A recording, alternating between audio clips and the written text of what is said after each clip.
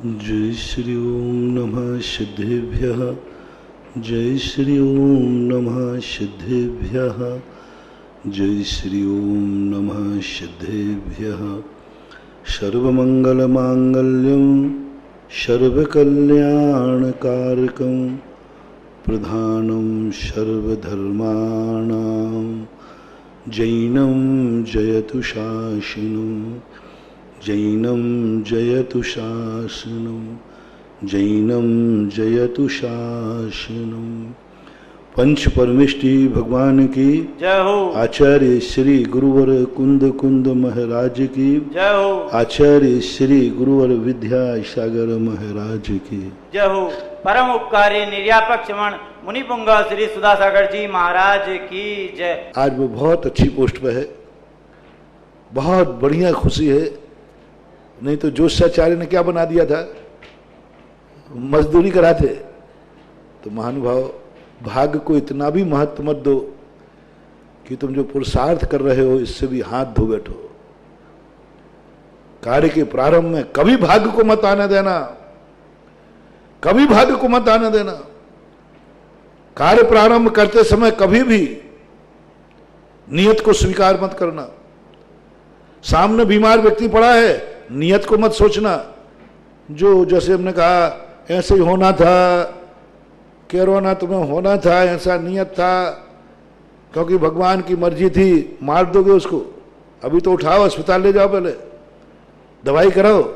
जब सारा पुरुषार्थ करने के बाद मर जाए फिर कहना देखो मैंने पूरा पुरुषार्थ कर लिया, ऐसा ही होना था सो हो गया। पहले नहीं, अशुभ है ये नियतवाद, ये भाग्यवाद जिंदगी के सबसे बड़ा बाधक है और भारत देश के विकास में सबसे ज्यादा बाधक बन रहा है। भारत देश के सबसे बड़े विकास में, जर्मन और जापान में ऐसा नहीं है। वहां के देश विकसित होने का कारण एक ही है कि वो पुरुषार्थ को महत्व देते हैं, वे भगवान की आराधना करते हैं। और जैनी के सफल होने का तरीका एक ही है। जैनी क्यों होशियार होते हैं, जैनी क्यों लक्ष्मी पुत्र कहलाते हैं, जैनी क्यों अच्छी बुद्धि वाले होते हैं?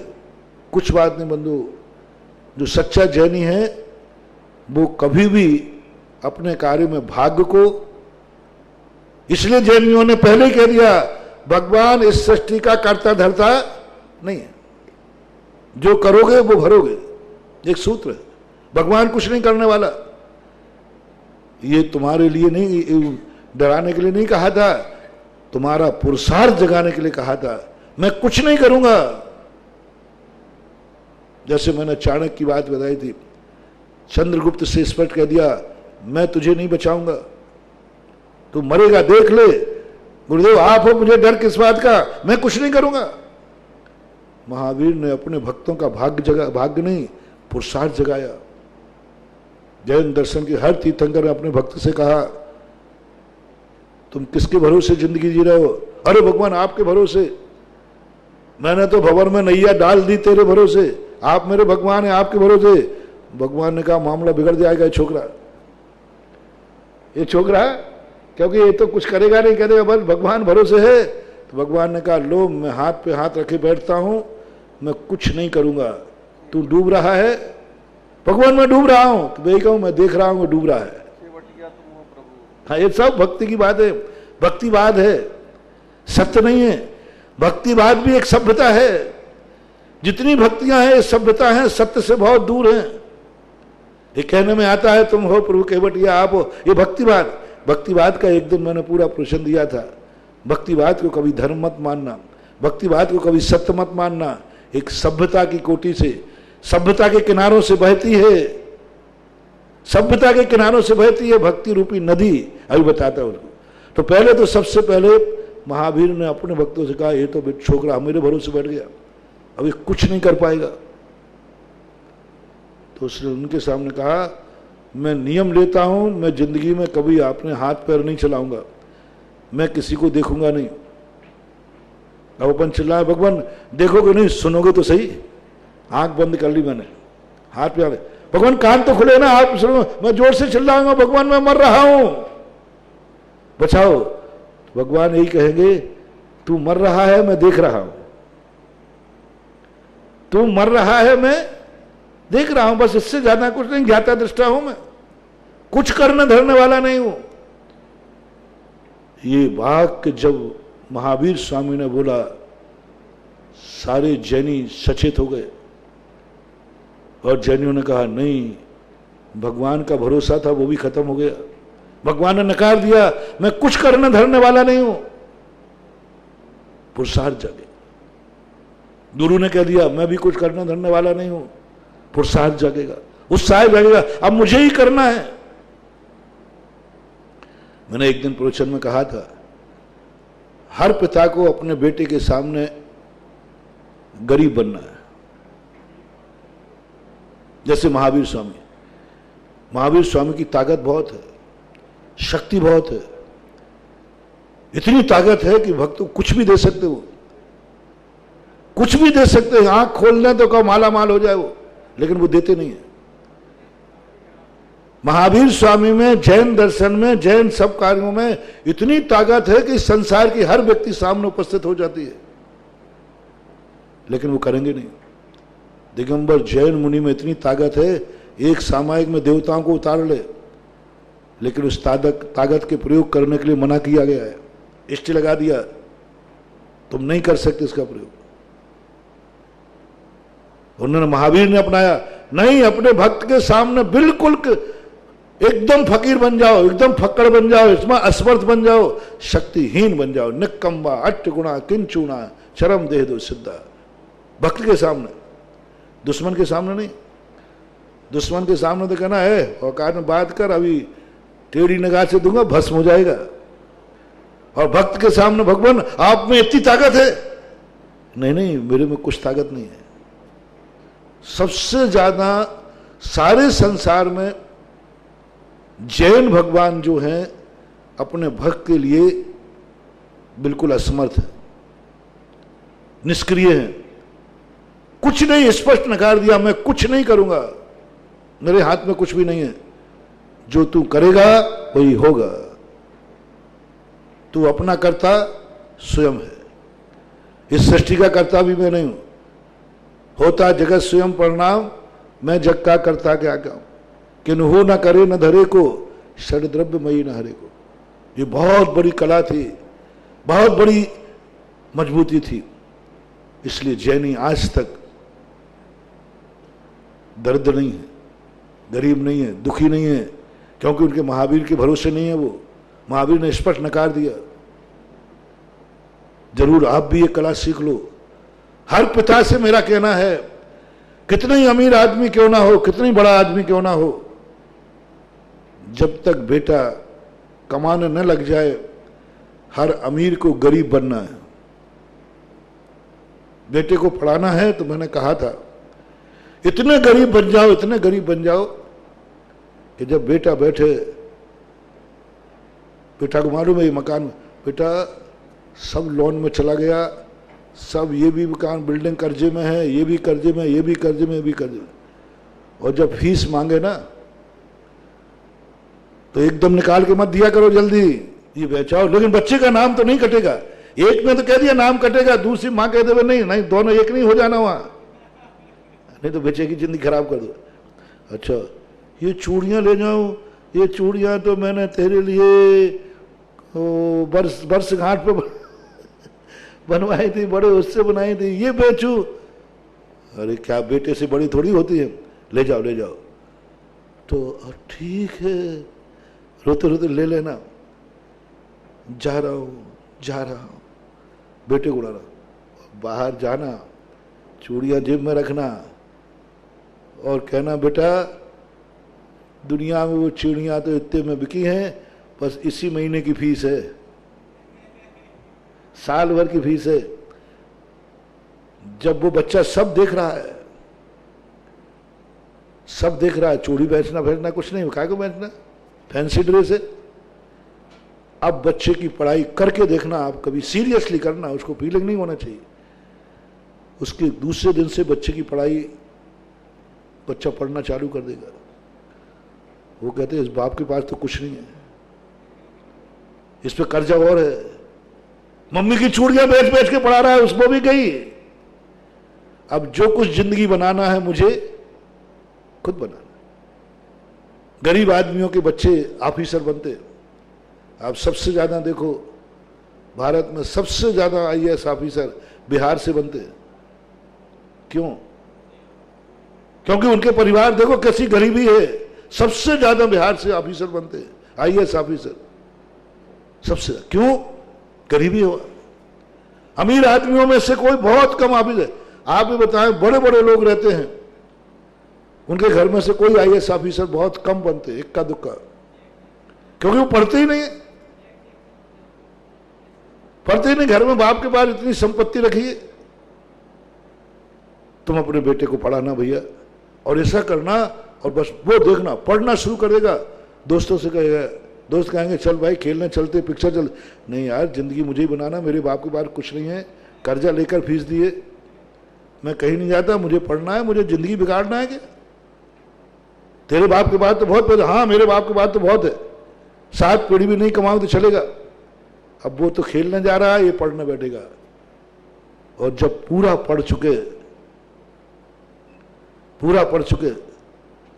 फिर उसके बाद कहना बेटा ये मेरे गुरुजी के द्वारा सिखाया हुआ नाटक था, मेरा नाम ले लेना कोई बात नहीं, और यदि मैं ये नाटक नहीं करता तो आज तू इतना बड़ा इंसान नहीं बन पाता। एक संस्मरण सुनाया था एक व्यक्ति का, उसका बेटा निकम्मा था, क्योंकि अरबपति बाप का बेटा था। तो उनके पे किसी गुरु ने सलाह दी, बोले महाराज ये पढ़ता नहीं, बताओ क्या करें इसको। तो महाराज ने कहा कि भाई देख, सारी संपत्ति वगैरह उसको मालूम? बोले सब मालूम है। बोले इसलिए नहीं पढ़ रहा। ऐसा करो, आज तू इस्ताम ला, वकील को बुला, और सारी संपत्ति तू दान में दे दे। आज पूरी संपत्ति का दान लिख दे, और लिख करके स्टाम्प को रख ले अपने पास, और बेटे को कहना बेटा देख, मैंने तो अपनी कमाई थी सब दान में दे दी, ना तो मकान तेरे पास रहेगा, ना संपत्ति रहेगा, ये 1000 कलदार हैं, ये तुझे पूंजी के रूप में देता हूं, तू जान, तेरा काम जान। तेरी चाहे पढ़ाई कर ले, चाहे तू धंधा कर ले, तो कि सब दान में चला गया, वो होशियार हो जाएगा, वो कमाएगा, और कमा करके फिर वो कुछ लाएगा, लाया। इसलिए जैन दर्शन ने सबसे पहले कहा अपनी जिंदगी में, कल भी मैंने कहा था, भगवान भरोसे जिंदगी मत चलाना। जो भगवान भरोसे रहते हुए निकम्बे हो जाते हैं, निठल्ले हो जाते हैं, अपनी जिंदगी बर्बाद कर देते हैं। ये भगवान का उपदेश है, महावीर का उपदेश है। कभी भी सारे संसार से मेरा कहना है, कार्य करने के पहले कभी नियतवाद अपने जिंदगी में मत आने देना। जो होना है वो होगा, मत आने देना। उस समय तो ये भाव लाना, जो मैं करूंगा वह होगा, मैं करूंगा वह होगा, ये भाव लाना। आप बहुत सफलताओं की ऊंचाई छुओगे, बहुत सफलता की ऊंचाई। भाग्यवाद कभी मत लाना। कार्य प्रारंभ के पहले ये मन में नहीं लाना भाव कि मेरे भाग्य में लिखा है कि नहीं लिखा। नहीं। कौन होता है भाग्य? मेरी जिंदगी को बदलने वाला। भाग्य की रेखाएं भी मैं बदल सकता हूं, इतना भाव होना चाहिए। भाग्य में लिखा भी होगा तो मैं बदल दूंगा। दीपायन मुनि, भगवान ने घोषणा कर दी, गजब का दृष्टांत है, इतनी शिक्षा देता है दीपायन मुनि का, बहुत शिक्षाप्रद है।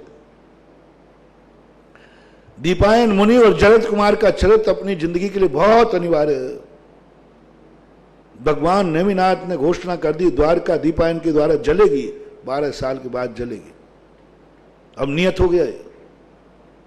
लेकिन दीपायन कहता है, मैं दीपायन नियत की चुनौती देता हूं, मैं मुनि बनता हूं, भावलिंगी मुनि बना।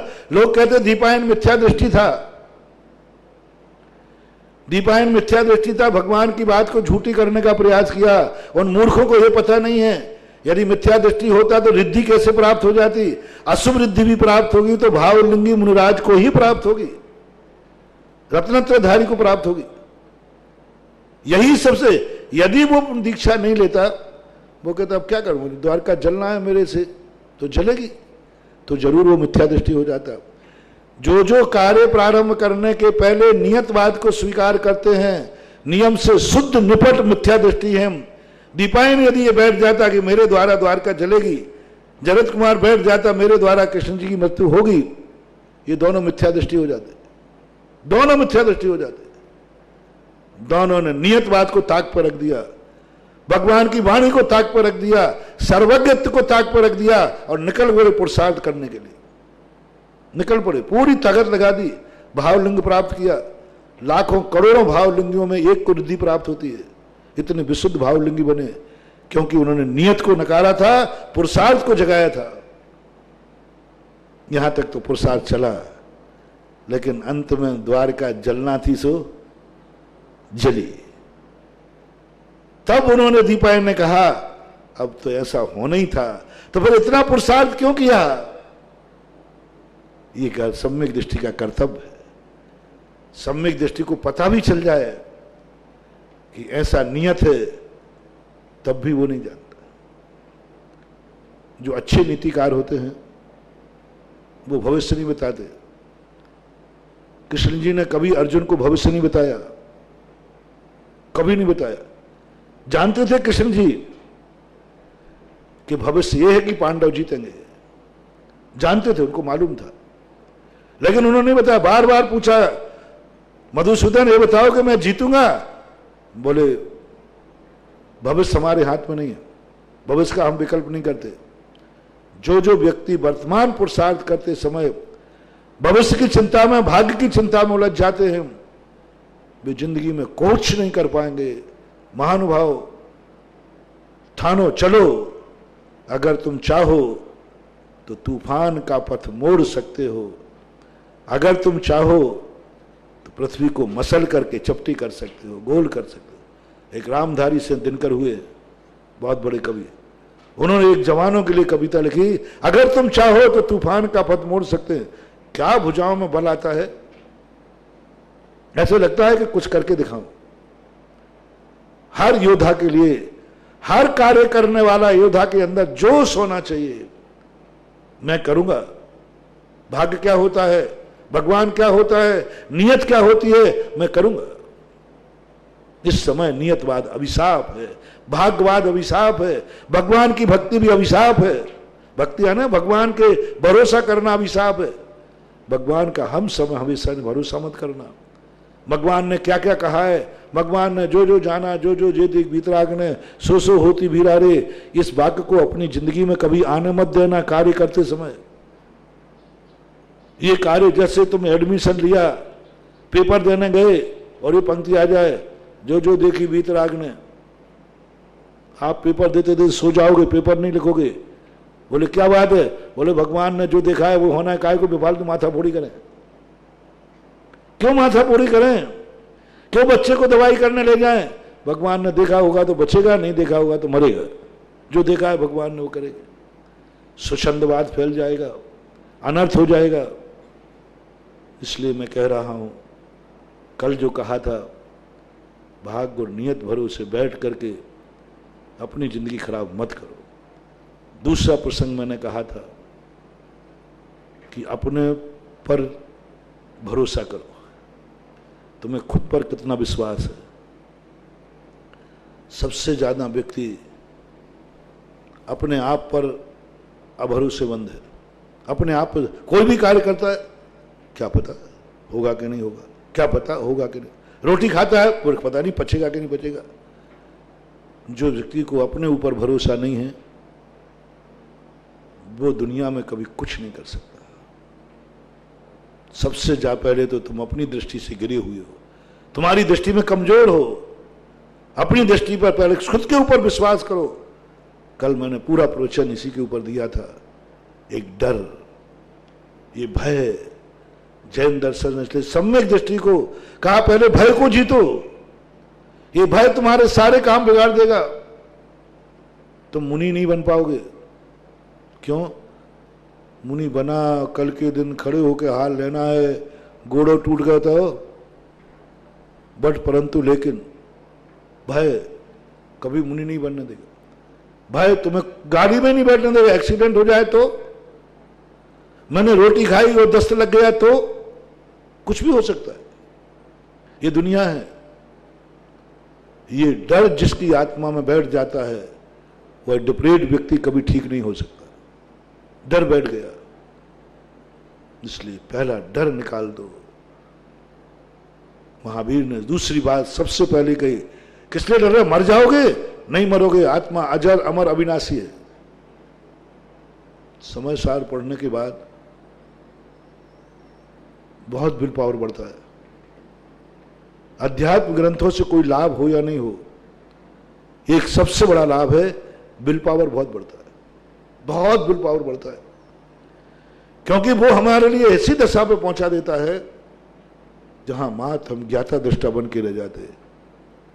तू हो करने वाला कौन है? मेरे से जीव मर गया, तेरे से नहीं मरा। आयु खैन मरणम, तूने नहीं बचाया, आयु से बचाया। ऐसा उन्होंने कर्तृत्ववाद, कर्ता कर्म अधिकार के बाद तो यदि थोड़ा सा भी पढ़ा लिखा व्यक्ति है, कर्ता कर्म अधिकार पढ़ ले वे, उसको कभी घबराहट नहीं होगी, कभी नहीं होगी। सामने बंदूकें तनी होंगी, शेर खड़ा होगा, भूकंप आ रहा होगा, पर उसको कभी घबराहट नहीं होगी, क्योंकि वो तो भयों से मुक्त हो गया। मरने का भी भय नहीं उसको। अब कौन अब क्या करेगा? मरने का भय नहीं, यह वो एक लोग का भय नहीं, अगुप्ती, कोई छुपने का भय नहीं है, अत्राण भय, आश्चर्य भय, सब नहीं। भय से मुक्त हो जाओ। 50% तुम्हारी जिंदगी में फेल होने का कारण है भय, कि तुम डर रहे हो। दमदार सुबेड़ा पार, जहां चाहे वहां राय। थोड़ा हिम्मत करो, रिस्क मेंटेन करो। जुआरियों को हार्ट अटैक नहीं होते, क्यों? क्योंकि उनका हार्ट बहुत मजबूत हो, वहां से फेंक फेंक करके उनका बहुत हार्ट मजबूत हो जाता है, बहुत हार्ट मजबूत हो जाता है, क्योंकि उनको ऐसी घटनाएं घटती है। क्योंकि वो अपने जीवन में बहुत, जिसके जीवन में बहुत संकट आते हैं उनको हार्ट अटैक नहीं होता, ब्रेन हेमरेज नहीं होता। क्यों? वो उस चीज से वो तो कहते हैं कि इतनी, ये कोई घटना नहीं, इससे बड़ी बड़ी घटना घट चुकी है, हैबिचुअल हो गए। इतनी बड़ी बड़ी घटनाएं घटनी, इतने संघर्ष झेल लिए, इतनी गालियां सुन ली, कोई असर नहीं पड़ता। साधु लोग इसलिए यही तो निडर हो जाता है। तुम गाली देते हो, ऐसी बात नहीं गाली नहीं आती नहीं है, आती है, समझ जाते। ऐसी तो अनंत बार गालियां दे डाली, तुम्हारे गाली देने से होने क्या है? विल पावर बढ़ाओ, इतना विल पावर तुम्हारा बढ़ जाए कि कोई तुम्हारे शेर की म्याद में जा रहे हो, तुम्हें कोई डर नहीं। बोले कहां जा रहे? बोले शेर को जीत के लाऊंगा, पकड़ के लाऊंगा। शेर को पकड़ के लाओगे? हाँ, मुझे अपने धर्म पर विश्वास है।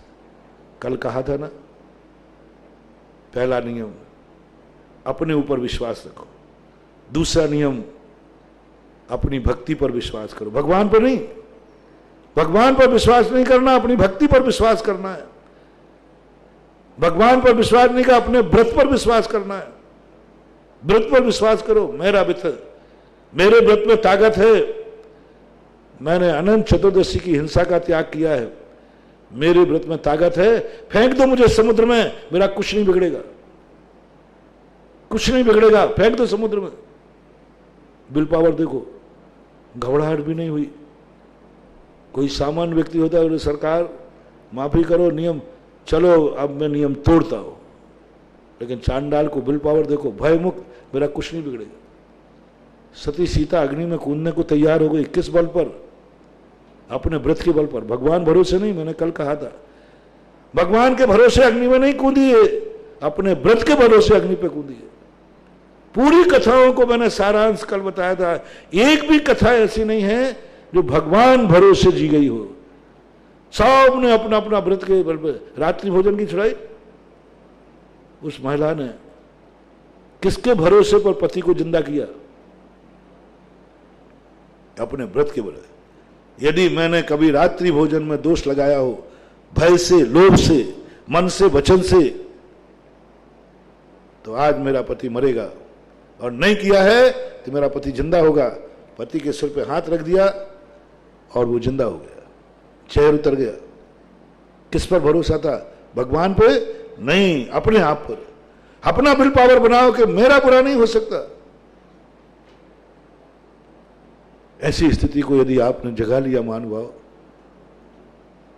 अमावस्या के दिन पूनम हो जाएगी। दीवान जी के जो 2 संस्मरण पिछले थे सारे जगत में, वो इसी कारण थे। मेरे मुख से गलत नहीं निकल सकता, और अमावस्या को उन्होंने पूनम कह दिया। सारा जगत कहता है कि आज तो अमावस्या है, वो कहते मेरे मुंह से गलत निकल ही नहीं सकता। उनको अपने मुंह पर विश्वास था। अमावस्या के दिन भी चमत्कार हुआ, चंद्रमा निकलना पड़ा, पूनम हो गई। विश्वास था कि राजा मुझे शिकार पे ले जाओगे, तुम शिकार नहीं खेल पाओगे। बोले तुम क्या करोगे, दीवानी तो हो। बोले मैं नहीं करने दूंगा, मैं जैन हूं, मेरे सामने तुम किसी को नहीं मार सकते। विल पावर देखो क्या है। राजन मुझे मत ले जाओ शिकार पर, तुम शिकार नहीं कर पाओगे, और यदि ले गए तो जिंदगी भर का शिकार बंद और हो जाएगा। राजा कहते तुम कौन होते हो शिकार को रोकने वाले? कहते मेरा हाथ पकड़ोगे?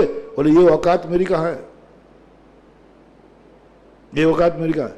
तो तुम क्या करोगे? मैं शिकार खेलूंगा, चलो। राजा ने और कहा। और जैसे हिरण, देखो एक जैनी को अपने धर्म पर कितना विश्वास था, अहिंसा के ऊपर कितना विश्वास था। हिरणों को आवाज लगाई, हे हिरण लोगों, तुम्हें शर्म नहीं आती? राजा को परेशान करते हो। राजा को जो चीज चाहिए उसको भेंट में देना चाहिए। राजा पसीना पसीना तुम्हारे लिए भाग रहा है, तुम्हारे पीछे, तुम्हारी चमड़ी चाहिए, तुम्हारे प्राण चाहिए राजा को। और राजा को जब कोई चीज चाहिए हो, सहर्ष देना चाहिए। कायर होकर भाग के दोगे, ओ क्या अंदर की आवाज थी, हिरण रुक गए, वापस आने लगे। राजा कहता ये क्या बात है दीवान जी? बोले मैंने कुछ नहीं किया, आप परेशान हो रहे थे तो आप नहीं माने तो मैंने उनको मना लिया। आपको मैंने मनाया था कि मत दौड़ो इन निरीह प्राणियों के दिल में, देखो कैसे प्राण बचाते भाग रहे हैं, आप दया करो इन पे, देखो कैसे प्राण भाग रहे, तिनका दबा के भाग रहे, ये जीना चाहते। आपने मेरी बात नहीं मानी तो मैंने इनसे मनवा ली, इन्होंने बात मान ली कि आ जाओ तुम, आ जाओ, कहां तक भागोगे? जब राजा ही भक्षक हो गया, रक्षक ही भक्षक हो गया, अब कौन बचाने वाला है? बाड़ी खेत खाने लगी, अब कौन बचाएगा? तो इन्होंने मेरी सुन ली, राजा साहब मारो इनको। सारे हिरण गर्दन नीचे खड़े खड़े हो गए। राजा कहता ये क्या मामला है? बोले राजा साहब आपको अब प्राण समर्पित कर रहे हैं। वो कह रहे हैं कि मेरे अभाग्य है कि मेरी चमड़ी में पशु हूं, मेरे सींग मेरी चमड़ी कम से कम राजा के काम तो आएगी, राजा के काम आएगी। मेरी चमड़ी क्या काम की है?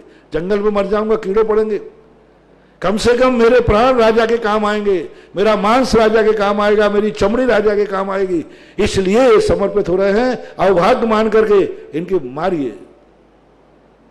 राजा कहते हैं नहीं, शरणागत को तो नहीं मार सकता, ये तो शरण में आए हुए हैं। राजा वापस आ गए। बताते कि उस दिन के बाद राजा शिकार खेलने नहीं गया, और दीवान जी के राजा उस कार्य को बड़ा चमत्कार मान लगे। जो अन्य दीवान थे वे और चढ़ गए, अरे मैंने तो सोचा था कि आज इसकी कहूंगा, देखो राजा के साहब ये भी हिरण मारने गया, ये तो और ऊंचा उठ गया। तो उन्होंने कहा साहब इन्होंने कोई मंत्र कर दिया होगा हिरणों के सामने, हिरण तो घास खाने वाले हैं, उनको झुका दिया तो क्या बात है? यदि इनके अहिंसा व्रत में धर्म है तो शेर को नतमस्तक कर दें तो जाने। अब राजा तो संति होता है, ज्यादातर राजा कान के कच्चे होते हैं, उनको आ गई बोले बात तो सही कह रहे हो। एक दिन 7 दिन का भूखा शेर पिंजड़े में बुलाया। देखना विल पावर बढ़ा रहा हूं, अपने खुद के ऊपर विश्वास, अपने खुद के व्रत के ऊपर विश्वास। 7 दिन का भूखा शेर लाया गया, और राजा कहते दीवान जी अपने अहिंसा के बल पर तुमने उन घास खाने वाले हिरणों को झुका लिया था, अब इसको झुका के देखो। दीवान जी कहते राजा साहब अहिंसा के लिए तो क्या हिरण और क्या शेर, क्या चींटी क्या शेर, हमारे यहां तो सब बराबर है। हम तो सब जीवों पर दया करते हैं, सब जीव सुरक्षित रहे, सब जीव सुखी रहे। थोड़े हिरण को भी झुका लोगे? बोले मेरे हिरण में और शेर में कोई अंतर नहीं। वो हिरण था, ये हिरण अधिपति है, मृगेंद्र। वो मृग था और ये मृगेंद्र है, मृगों का राजा है। दोनों में क्या अंतर है? चलो ठीक है, तो जाओ इसको पिंजड़े के अंदर जाकर के इसको शाकाहारी बना लो, तो तुम्हारे धर्म को मैं मान लूंगा कि अहिंसा धर्म में दम है। शेर को शाकाहारी बनाना है। दीवान जी ने कह दिया ठीक, हाँ दीवान जी ने कह दिया ठीक है, लाओ साहब क्या खिलाना है? बोले जलेबी और दूध रखा है, ले जाओ। राजा साहब ने सब रखवा दिया दीवान जी ने, और दीवान जी का पिंजरा खोल दो। तो राजा कहता है ध्यान रखना, पिंजरा खोल के हमें मरवाएगा क्या? खोल दो पिंजरा को, कुछ नहीं होगा। सब घबरा के बोले राजा साहब ये इसलिए कह रहे हैं कि स्वयं तो भाग जाएगा और दूसरों को फंसा देगा।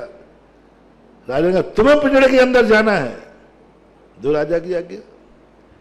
जैसे दीवान जी पिंजरे के अंदर घुसे और देर दहाड़ा, तो दीवान जी कहते शेर सिंहराज तू तो हमारे महावीर स्वामी का चिन्ह है।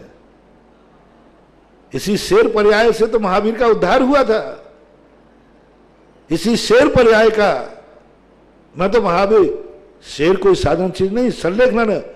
और जो उन्होंने शेर को संबोधन किया, महावीर स्वामी की सिंह की पर्याय को संबोधन बताया, तुम्हारा जैसा ही हमारा महावीर स्वामी का जीव था 10 भाव पहले, ऐसा ही खूंखार था।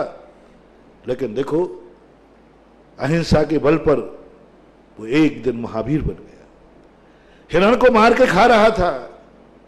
दो महाराजों ने जब संबोधन किया तो शेर ने भी मांस खाना छोड़ दिया, शाकाहारी हो गया, संलेखना पूर्वक। इसका प्रभाव ये पड़ा, शेर की दहाड़ बंद हो गई। हे सिंहराज, मुझे मालूम है तुम भूखे हो, मैं ये भी नहीं कहता हूं कि तुम भूखे मर जाओ, मैं ये भी नहीं कहता हूं कि भूख के लिए तुम दूसरों को मार दो। जैन दर्शन कितना करुणावान है। ये भी नहीं कहता कि भूख मिटाने को किसी को मार दो, और ये भी नहीं कहता है कि भूख नहीं मिटे तो तुम मर जाओ।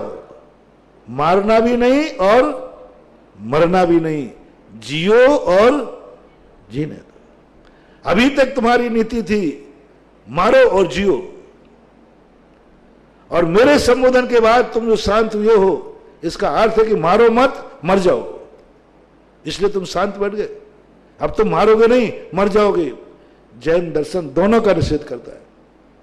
इसलिए मरना नहीं है, मारना नहीं है, ये दूध और जलेबी खाइए, पेट भरिए। बताते हैं कि उसने जलेबी और दूध खा करके शांत बैठ गया और चारों तरफ अहिंसा धर्म की जय जयकार हो गई। बोलो ये चमत्कार भगवान के भरोसे हुआ था कि अपने अहिंसा व्रत के भरोसे हुआ था? अपने पे अपन को विश्वास ही नहीं है। ना हमें अपनी माला पे विश्वास है, ना हमें अपनी शेख पे विश्वास है, ना हमारे लिए अपने, बस एक ही विश्वास है भगवान पर, महाराज पर। अरे अपने ऊपर तो विश्वास करो भाई। कहो दावे के साथ, नमोकार मंत्र में ताकत नहीं है, मेरे नमोकार मंत्र में ताकत है। मैं माला फेरूंगा तो देखना चमत्कार क्या होता है। सूर्य मंत्र में ताकत नहीं है। महाराज के मुख से सूर्य मंत्र हो जाए तो ताकत है। सूर्य मंत्र वही है, पंडित दे देवे, गृहस्थ दे देवे। सूर्य मंत्र में ताकत नहीं है। सूर्य मंत्र मुनिराज के मुख से निकले, और जितने पावरफुल वाले महाराज से निकले, ध्यान रखना सूर्य मंत्र को बिल्कुल ताकत नहीं है। यदि गृहस्थ सूर्य मंत्र देता है तो मूर्ति प्रतिष्ठित ही नहीं होती। स्टेचू है, प्रतिष्ठित ही नहीं होती। 100 बार पढ़ लो तुम सूर्य मंत्र को, कोई गृहस्थ प्रतिष्ठित नहीं होगी। वही सूर्य मंत्र मुनिराज के मुख से निकलता है, मूर्ति में अतिशय हो जाता है। उनमें भी अलग अलग महाराज हैं। सभी महाराजों के मुख से निकला हुआ मंत्र एक से ही होता हो? नहीं, ये ध्यान रखना महानुभाव। सभी महाराजों के मुख से निकला हुआ सूर्य मंत्र, सभी महाराजों के द्वारा की हुई प्रतिष्ठाएं, सभी महाराजों के द्वारा की हुई प्रतिष्ठाएं एक समान चमत्कारी होंगी, एक समान शक्तिशाली हों, ये भूल मत करना। किस मुनिराज से निकले मुख से है, उनकी कैसी तपस्या है, उसमें कितनी सच्चाई है, वो कितना सच्चा है, उसकी साधना कितनी है, उसके अनुसार सूर्य मंत्र काम करता है। इसलिए मैं सदा कहता हूं, पंचकल्याणक प्रतिष्ठा हर किसी से नहीं कराना। सवाल भगवान में चमत्कार का है, भगवान का अतिशय का सवाल है। हजारों साल के लिए वहां के समाज का उद्धार होना है, महाराज जैसे तैसे प्रतिष्ठा नहीं। गुरु को परखो, गुरु बनाने के लिए परखो या ना परखो, लेकिन भगवान बनाने के लिए जरूर गुरु को परखो। भले गुरु जिंदगी में मिल पाए या ना मिल पाए, तुम अपनी जिंदगी में गुरु को सच्चा मिल पाया, बना पाया नहीं बना, बिना सोचे समझे बना लेना, कोई फर्क नहीं पड़ता। एक ही भाव तो बिगड़ेगा, एक ही भाव तो बढ़ेगा। लेकिन जिस मूर्ति को भगवान बनाना है, उस भगवान बनाने वाले गुरु की बहुत परीक्षा करना महानुभाव। मूर्ति को भगवान बनाना है, ये हर किसी से सूर्य मंत्र मत दिलवाओ, भ्रष्टों से शुक्लाचार्यों से सूर्य मंत्र मत दिलवाओ। हाँ, ऐसे ही पंडितों से गृहस्थों से सूर्य मंत्र मत दिलवाओ, चाहे बिना मंदिर के रह जाओ, बिना प्रतिष्ठा के रह जाओ, बिना मंदिर के खा लेना। लेकिन जब किसी मूर्ति की प्रतिष्ठा हो, 100% परखना, 100% देखना। जब 100 बार समाज अंदर से कहे हाँ ये साधु सच्चा है, इसके मंत्र में ताकत है, और जहां जहां उनने प्रतिष्ठा की हो वहां के सैंपल और देख लेना कि वहां फलाने महाराज ने प्रतिष्ठा की थी, उस मंदिर के क्या हाल है, वहां के समाज की सुख समृद्धि कैसी है, वहां के समाज के लोगों को लाभ हो रहा है कि नहीं। वहां से पूछना कि भाई जब से तुम्हारी प्रतिष्ठा हुई है तुम्हारे क्या हाल चाल है। अरे वाह, माला माल हो रहा है, जब से प्रतिष्ठा हुई है, पंचकर्णक हुआ, ये हो गया वो हो गया, तुरंत सैंपल पास हो गया। उन महाराज को निमंत्रण करना और सूर्य मंत्र दिलाना। एक समान नहीं हो सकता, अलग अलग होता है। भक्तांबर सभी पढ़ेंगे एक समान फल देगा नहीं। जितने मुख से भक्तांबर पढ़ा, भक्तांबर में अतिशय नहीं है, पढ़ने वाले में अतिशय है। पढ़ने वाले का मन कितना विशुद्ध है। भक्तांबर तो मैंने कल कहा था ना, भक्तांबर तो धर्म है, नमोकार मंत्र तो धर्म है, सूर्य मंत्र तो धर्म है, ये तो त्रिकालिक शक्तिमान है। लेकिन उसका जब हमें फल मिलना हो तो भक्तांबर पढ़ने, भक्तांबर की ताकत गौण हो गई। इसका मन कैसा है? मन गंदा है, भक्तांबर वही है, फल नहीं देगा। वचन गंदा है, भक्तांबर वही है, फल नहीं देगा। बीज चोखा है, खेत खोटा है, अंकुर नहीं आएगा। बीज को मान लो धर्म, ये सब की धर्म की पूजा पाठ आदि सब क्रियाएं धर्म हैं, और तुम खेत हो। तुम्हारी जिंदगी में उसका अतिशय लहराना है। खेत कैसा है? कितने बार होता है, बीज चोखा होता है, लेकिन खेत खोता होने से अंकुर नहीं आते, नहीं आते। इसलिए मैं कह रहा हूं कि पहले देखो, समझो पहले अच्छी तरह से कौन दे रहा है, किसका अपने ऊपर विश्वास है। और फिर दूसरी बात, आप अपने पर विश्वास नहीं करते, आज से विश्वास बढ़ाओ, हर कार्य में विश्वास बढ़ाओ। मेरे में ताकत होगी, काम होगा। मेरी भक्ति में दम होगी, काम होगा। मेरी शांति धारा में दम होगी, काम होगा। होगा। मैंने विशुद्ध बन से शांति धारा की है। बताओ अपनी श्रद्धा कैसी है शांति धारा के प्रति। आप परखो, शांति धारा को मत परखो, धर्म को मत कसौटी पे कसो। तुम्हारे पास कोई कसौटी नहीं है धर्म को कसने की, तुम धर्म की परीक्षा नहीं कर पाओगे। तुम धर्म को परखना चाहते, शांति धारा में कितनी ताकत है, भगवान में कितनी ताकत है, गुरु में कितनी ताकत है, तुम्हारी औकात क्या है? तुम अपने आप की परीक्षा करो, अपनी ताकत को पहचानो, मेरे में कितनी ताकत है। समंतभद्र महाराज को मालूम था, समंतभद्र महाराज ने कल कहा था मैंने, उनको भगवान के आशीर्वाद पर विश्वास नहीं था, उन्हें अपने नमोस्तु पर विश्वास था, नमोस्तु पर विश्वास था। तुम्हें भी अपनी श्रद्धा दिखाना, भगवान आपके ऊपर मेरा विश्वास नहीं है, लेकिन आपको जो मैं नमोस्तु कर रहा हूं मुझे विश्वास है कि मेरा काम होगा होगा होगा। तू मत देख मेरे ऊपर, मत हाथ उठा, मत आशीर्वाद दे। हाँ, ये मैंने इन्हीं से सीखा, मैंने प्रैक्टिकल किया। पहले मैं भी भगवान से खूब आशीर्वाद मांगता, भगवान दे दो आशीर्वाद, थोड़ा देख लो मेरी तरफ। वो देखे ही नहीं, वो तो जिद्दी आदमी है, हाथ ही नहीं उठावे, गिड़गड़ा के मर जाओ नमोस्तु करो। भगवान इतना आप कर दो तो मैं समझ जाऊंगा मेरा काम हो जाए, नहीं करना।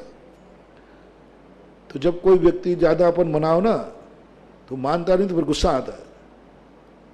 तो मैंने एक दिन बहुत कोई काम था, बताऊंगा नहीं तुम्हें, भगवान ने कहा भगवान देखो थोड़ा सा ना, कोई हरकत नहीं हुई मूर्ति में, कोई हरकत नहीं हुई।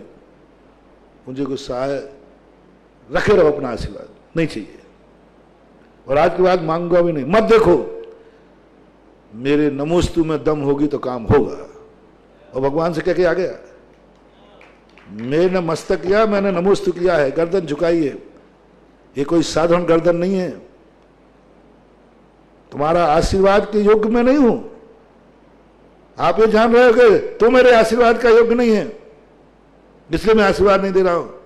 तो भगवान ध्यान रखना, मैंने तो नमोस्तु कर लिया है, ये नमोस्तु भी हर जगह नहीं होता। मेरू हिल जाए लेकिन ये गर्दन नहीं झुकती, मेरू को हिल जाए लेकिन ये गर्दन नहीं झुके, गर्दन कट सकती है, झुक नहीं सकती, और मैंने झुकाई है। यदि मेरे नमोस्तु में दम है तो भगवान आज काम होके रहेगा, और आपको भी दिखा दूंगा कि मैं आपके आशीर्वाद के बल पर नहीं जी रहा हूं, मैं आपको नमोस्तु करता हूं, नमोस्तु के बल पर जी रहा हूं। अंदर थोड़ा थोड़ा डर लग रहा था कि भगवान से फाइटिंग की है, कहीं भगवान पीछे से बिगाड़ नहीं देवे, क्योंकि अब प्रेस्टीज का सवाल है। आज आशीर्वाद और नमोस्तु का चमत्कार देखना है, तो कहीं मैंने कि भगवान बिगाड़ नहीं दे, नहीं तो भगवान नहीं बिगाड़े, वो सच्चा भगवान है। वो सिखाना यही चाहता है कि तू आशीर्वाद के भरोसे मत रहे, नमोस्तु के भरोसे रहे, भगवान के भरोसे मत रहे, भक्ति के भरोसे रहो, चाहते हुए। और वो काम हो गया, वो काम हो गया। और जब काम कोई व्यक्ति अपने को मना करे और वो अपना काम हो जाए तो मन में भाव आता है उसको दिखा दूं। तो मैं भगवान को बार उल्हाय ना देने गया, उल्हाय ना देने गया, भगवान आपने आशीर्वाद नहीं दिया था ना, हाँ नहीं दिया था, वो काम हो गया। मालूम आपके आशीर्वाद से नहीं हुआ, मेरे नमोस्तु से हुआ है। फिर जो भगवान ने आशीर्वाद दिया, बोले बेटा इसलिए नहीं दिया था मैंने कि मैं यही देखना चाहता था कि तू मेरे आशीर्वाद के बल पर जिंदा है या नमोस्तु के बल पर जिंदा है। हर पिता यही चाहता है बेटा अपने पैर पर खड़ा हो जाए। मेरी दम पर जिंदगी कब तक गुजारेगा, अपने पैर पर खड़ा हो जाए। ये सबसे बड़े पिता का लक्षण है, वो जगत पिता है। इसलिए जैन दर्शन ने सबसे ज्यादा हमारी विल पावर बनाया, सबसे ज्यादा हमें निर्भय बनाया, सबसे ज्यादा हमारी शक्तियां जगाई। जागो जागो, तुम भगवान बन सकते हो। मेरी सेवा कब तक करते रहोगे, मेरी पूजा कब तक कर सकोगे, मेरी जय जयकार कब तक सकोगे, तुम में भी भगवान बनने की शक्ति है। जागो। जैन दर्शन का भगवान भक्त को कभी दास बनाने का भाव नहीं करता, भक्त को सदा भगवान बनाने का भाव करता है। और भगवान बनाने का जो भाव जब ही जागेगा जब हमारे अंदर विल पावर जाएगा। इसलिए आज ये 3-4 बातें जो आपको बताई, आप कभी भी अपनी जिंदगी में काम के शुरुआत करने में नियत, भाग और भगवान भरोसे जैसा शब्द मत लाना बस। और दूसरा भाव बताया कि डरना मत, ये मत भाव लाना क्या पता ये काम होगा कि नहीं। ये सबसे बड़ा अपशकुन है। जब तुम्हें ये भाव आने लग जाए किसी काम करते समय, तो समझ लेना वो काम बिगड़ेगा, अपशकुन है। तुम तो ये बात करो कि नहीं ये काम होगा, कोई रास्ते में एक्सीडेंट नहीं, हमारी गाड़ी का एक्सीडेंट नहीं हो सकता। क्यों? मैं देख के चलाऊंगा ना, मैं सावधानी से चलाऊंगा ना, मैं थोड़ा धीमी चलाऊंगा ना, एक्सीडेंट हो गई नहीं, हो गई नहीं। सामने वाला टक्कर मार दे तो कैसे मार देगा? सावधान रहूंगा, मैं अपने आप को बचा लूंगा। अपने ऊपर विश्वास करो, अपनी ड्राइविंग पर विश्वास करो, डरो मत। ड्राइविंग पर विश्वास करो कि मैं ड्राइविंग सही करूंगा तो कैसे एक्सीडेंट होगा। अपनी साधुता पर विश्वास करो। हम सच्चे साधु हैं। यदि साधु सच्चा है तो फिर डर किस बात का, और कच्चे हो तो फिर डरना क्या। अपनी छाती पर रखो, अपने बल पर रखो, और ये कला सारी दुनिया में आना चाहिए। दूसरी बात, तीसरी बात जो मैं कह रहा, महाराज जी पहला बात मैं सीख लूंगा, पुरुषार्थ करूंगा, भाग्य भरोसे नहीं रहूंगा, भगवान भरोसे नहीं रहूंगा, ये सीख लिया। लेकिन डर तो आ ही सकता, डर तो आ ही सकता है, ये भाव तो आ ही सकता है सफल होऊंगा कि नहीं। फिर इसके लिए हमारी जिनवाणी मां ने कहा, अच्छा ये बात आ गई तेरे मन में, तो अब तुझे सगुन की जरूरत है। जो डरता नहीं, भगवान भरोसे रहता नहीं, उसे कोई सगुन नहीं चाहिए। उसकी तो हिम्मत ही सगुन है, उसका तो साहस ही सगुन है, स्वयं का विश्वास ही सगुन है, स्वयं का साहस ही मंगलाचरण है। उसे कोई मंगलाचरण नहीं करना।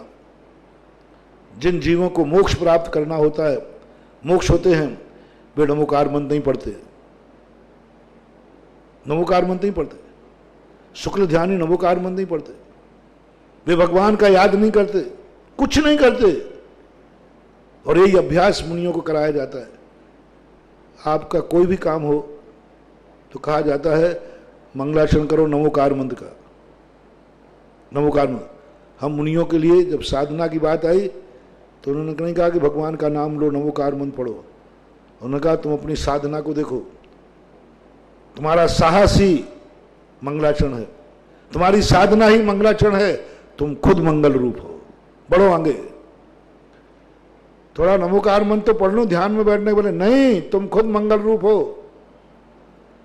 सामायिक में आवृत करने को कहे गए, सामायिक में दंडक पढ़ने को कहा गया, ध्यान में दंडक नहीं पढ़ा जाता, ध्यान में आवृत नहीं किए जाते, ध्यान में भगवान को याद नहीं किया जाता। सामायिक अलग चीज है और ध्यान अलग चीज, बहुत अन्य। सामायिक तो मिथ्या दृष्टि अभव भी कर लेता है, लेकिन ध्यान, धर्म ध्यान सम्यक दृष्टि ही करता है, भावलिंगी ही करता है। इसलिए ध्यान और सामायिक में बहुत अंतर है। सामायिक करने के पहले मंगलाचरण किया जाता है, आवृत किए जाते, दंडक किए जाते, चारों दिशाओं के अंदर जितने भगवान है सबको नमस्कार किया जाता है, सगुन चाहिए। लेकिन ध्यान के लिए कुछ नहीं, तू खुद मंगल सूप है, तेरी साधना मंगल है, तेरा ध्यान मंगल है, तेरा सोच मंगल है, तू बढ़ आगे, तू खुद मंगल है। और बैठ जाता था, बैठ जाता था। पर ये सबसे बस की बात नहीं है, ये सबसे नहीं होता। तो फिर तीसरे नंबर पर जो चर्चा अपनी 2 दिन पहले थी, जिस प्रसंग को लेकर ये भूमिका बनी थी, फिर अब तुम्हें सगुन चाहिए। बिना सगुन के अब तुम्हारा डर नहीं जाएगा, बिना सगुन के आपके हाथ पैर फूलेंगे, बिना सगुन के तुम हमेशा एक ही डरते हो, अब क्या होगा, अब क्या होगा, क्या होगा, तुम फेल हो जाओगे। प्रकृति ने कहा ये डर को नहीं जीत पा रहा है, सगुन चाहिए। अर्जुन ने कहा, कृष्ण जी कहते हैं तू सब कुछ समझ गया, सब कुछ समझ गया, लेकिन तुझे डर लग रहा है, मैं इनसे जीतूंगा कैसे, लड़ तो लूंगा, तैयार हो गया, लड़ तो लूंगा, सब उसने जान लिया, मरे चाहे कोई भी हो, तब तो ज्ञान हो गया, सब कुछ हो गया, लेकिन मुझे डर लग रहा है कि मैं जीतूंगा कैसे। अब कृष्ण जी कहते हैं डर को मिटाने का अब कोई साधन नहीं है, डर को मिटाने का कोई मंत्र नहीं है, डर को मिटाने के लिए अब कोई प्रवचन नहीं है, कोई उपदेश नहीं। डर को मिटाने का मात्र एक सगुन चाहिए, सगुन, शगुन। और वो इधर उधर देखते हैं, सामने से मुनिराज आ रहे थे।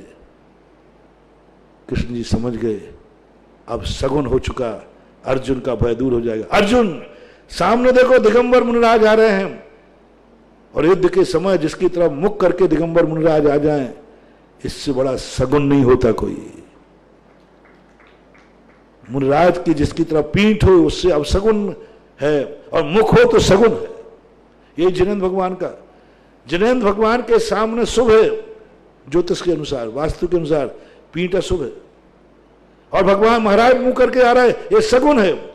और जैसे ही अर्जुन ने सगुन देखा, बस भय भाग गया, भय भाग गया। अब कोई कुछ नहीं बिगाड़ सकता, अब मेरी विजय पक्की है। क्योंकि अपने बल पर नहीं बोल रहा है वो, अपने बल पर तो क्या बोल दिया था उसने, मैं ताजश्री से जीतूंगा कैसे, अपने बल पर तो विश्वास खो दिया था। लेकिन सगुन के बल पर विश्वास कहा, सगुन हुआ है, इसका अर्थ है कि मेरी जीत निश्चित है, निर्भय हो गया। इसकी चर्चा मैं आप लोगों से कर रहा था 30 नंबर पर। आप बहुत डरपोक हो, मैं इतने उपदेश देने के बाद भी आपके अंदर निर्भयता नहीं आई होगी। डर तो लगेगा ही महाराज, कुछ भी करूंगा डर तो लगेगा ही। तो आपको मैं सगुन दे रहा हूं, आपको सगुन चाहिए, वो सगुन आपका भय मिटा देगा। और सगुन क्या है, सबसे बड़ा सगुन दे रहा हूं, सावधान, माइंड करना, सबसे बड़ा सगुन दे रहा हूं। सारा जगत सुने, जो चीज तुम्हें चाहिए है अभी तुम्हारे पास नहीं है, तुम प्राप्त नहीं कर पा रहे हो, प्राप्त करने का मन है, और वह व्यक्ति सामने आ जाए जिसके पास वो चीज है, जाओ तुम्हारा सगुन हो गया। तुम्हारे पास नहीं है और सामने वाले के पास है, और वो तुम्हारे सामने से गुजर जाए, समझ लेना तुम्हारी फतेह है। अब इसको सब में लगा लेना, मैंने तुम्हें ऐसा सगुन दिया है, जो सगुन बहुत सरल सत्ता है। तुम क्या चाहते हो, पर्टिकुलर सगुन बताता मैं तो पर्टिकुलर कार्य के काम आता, लेकिन मैंने ऐसा सगुन बताया जो तुम्हारे लिए हमेशा काम आएगा। आप चोरी करने जा रहे हैं, चलो अशुभ से शुरू करता हूं, और सामने यदि चोर, तुम चोरी को निकले ही हो और चोर टकरा जाए, सीएम से समझ लेना फतेह है, तुम चोरी करोगे पकड़े नहीं जाओगे। शराबी व्यक्ति को शराबी सामने दिख जाए, शराब पीने जा रहा है, आज शराब मिलेगी कि नहीं मिलेगी, और यदि निकलते ही शराबी सामने निकल जाए, बेटा मिलेगी बोतल पक्की, 1 की 2 मिलेगी। जो तुम चाहते हो वो सामने वाले के पास है, वही सबसे बड़ा सगुन है। सगुन शास्त्र को मैंने पूरा देखा, पूरे सगुन शास्त्रों को मैंने पढ़ा, जैन अजैन सब पढ़े मैंने सगुन शास्त्र। उसमें सब सारांश ही निकला, तुम्हें क्या चाहिए है और वो सामने वाले के पास है, तो ये सगुन माना जाता है, सगुन माना जाता है। तुम दुश्मन को मारने जा रहे हो, लड़ने जा रहे हो, अब कौन सगुन मानूं, और वो सामने वाला दुश्मन बहुत खूंखार है, उसको तुम जीतने जा रहे हो। तो बताते हैं, यदि युद्ध में जाते समय नौला निकल जाए सामने, नौला होता नौला निकल जाए सब, क्योंकि एक नौला ऐसा है जो सबसे बड़े दुश्मन को मारता है, सांप को। सारे संसार के जीवों में सांप सबसे ज्यादा जहरीला है, और तुम्हारा दुश्मन भी जहरीला है। ऐसे जहरीली सांप को कौन मारता है, कौन भोजन बनाता है, कौन खुश होता है? सांप को देखकर कौन खुश होता है? नौला। मयूर भी है, अभी नौले को ले रहे हैं। नौला सबसे ज्यादा बड़ा खुश होता है। बस सांप जैसे काल को मारने वाला तुम्हारे सामने से निकल गया, समझ लेना तुम्हारी फतेह है, क्योंकि तुम जो चाहते थे वो उसके पास है। तुम चाहते हो मेरा दुश्मन नाश हो, उसको नाश करने वाला नौला सामने से गुजर गया। सिद्धांत है और कुछ नहीं। नौला भी पशु पक्षी है, पशु है, और सांप भी एक जानवर है। दोनों में जानवर सांप को अशुभ कहा, उसको शुभ कहा, क्योंकि नौला सांप को भी मारने वाला है। सांप को शुभ क्यों नहीं कहा? क्योंकि सांप चूहे को मारता है, कमजोर को मारता है। सांप अशुभ क्यों कहा? और अशुभ भी देख लीजिए, जो चीज तुम्हें चाहिए है और तुम्हारे पास नहीं है, सामने वाला भी वैसे ही है, वो कह रहा मुझे भी नहीं है, समझ लेना, मत जाना, अमंगल हो गया। चोर चोर मोसे भाई, क्योंकि तुम जिस चीज के लिए जा रहे थे सामने वाला भी वैसे जा रहा था। तुम खाली जा रहे थे, सामने खाली बर्तन लेके निकल गया, अशुभ हो गया। भिखारी को भिखारी मिल गया, अशुभ हो गया, क्योंकि तुम जा रहे थे सामने करने के लिए कुछ, और सामने वाला भी कह रहा मैं भी जा रहा हूं, लौट जाना, अशुभ हो गया। सांप अशुभ माना जाता है, क्योंकि सांप का दुश्मन कौन है? सांप किसका दुश्मन है? चूहे का। अब बताओ, चूहे को मारता है सांप, चूहे को मारता है, छोटे जानवरों खाता है, बड़े को कभी नहीं मारता। सांस उठा के देख लीजिए, जितने जितने जीव अपने से कमजोर को मारते हैं, जो कमजोर दुनिया में माने जाते हैं, वे सब अपशगुन हैं। और जो जो संसार के सबसे बलवान को मारने में ताकत रखते हैं, वो शुभ है। जैसे नौला, मैंने कहा नौला शुभ है, मयूर शुभ है, क्योंकि सांप को मारते हैं, सांप को शिकार बनाते हैं, चूहे को नहीं। खुशकिस्मत होंगे, एक और चूहा है और एक सांप है, नौला दोनों में से पहले किस पे टूटेगा? सांप पे टूटेगा, सांप पे टूटेगा। और सांप है तो वो चूहे पे टूटेगा, मर जाएगा, नौले को छोड़ देगा, नौला मार देगा, छूटेगा। इसलिए सगुन की बात कही जा रही है कि आपका समय हो रहा है, तो आप जब भी कोई कार्य करें तो ये देख लें, आप गरीब हैं, सामने से यदि धंधा करने जा रहे हो और सामने से सेठ निकल जाए, शुभ मानना तुम्हारी फतेह है, जीत के आओगे, क्योंकि जिसके लिए तुम जा रहे हो वही सामने से आ गया। और ये सिद्धांत तुम हर चीज में लगाना। मैंने सांप नौले का उदाहरण देकर बिल्कुल सबको समझ में आ गया होगा। तो आप क्या चाहते हैं? आपके पास क्या नहीं है, पहले इसकी लिस्ट बनाओ। क्या क्या चाहते हैं आप, पहले इसकी लिस्ट बनाओ। पूरी चाहत की लिस्ट बना लो, क्या क्या तुम्हारे पास है, और उसके साथ सगुन बता रहा हूं, और उनमें से तुम्हें क्या क्या चाहिए है वो लिस्ट बनाओ। अब तीसरी लिस्ट बनाओ कि ये किसके पास है, बस उसको जयजनंद करना है, उसकी संगति करना है, उसको अपना संबंधी बनाना है, उसको अपने घर में रखना है, उसको याद करना है, उसका नाम जपना है, बस कुछ नहीं करना शगुन के लिए, सब फतेह हो जाएगी। जैसे मैंने 3 दिन पहले कहा था, बस आप लोग तैयार हो जाओ। आपके घर में तुम शराब नहीं छोड़ पा रहे हो और छोड़ने का मन है, बस कौन है जो शराब का त्यागी है, उसको दोस्त बना लेना। 2 दिन पहले का प्रवचन याद करो, उसको दोस्त बना लेना, तुम्हारा सगुन हो जाएगा। एक दिन पता नहीं चलेगा शराब कब छूट जाएगी, क्योंकि सगुन हो गया। महावीर भगवान की जय। निर्यापक श्रवण मुनि पुंग श्री सुधासागर जी महाराज की जय।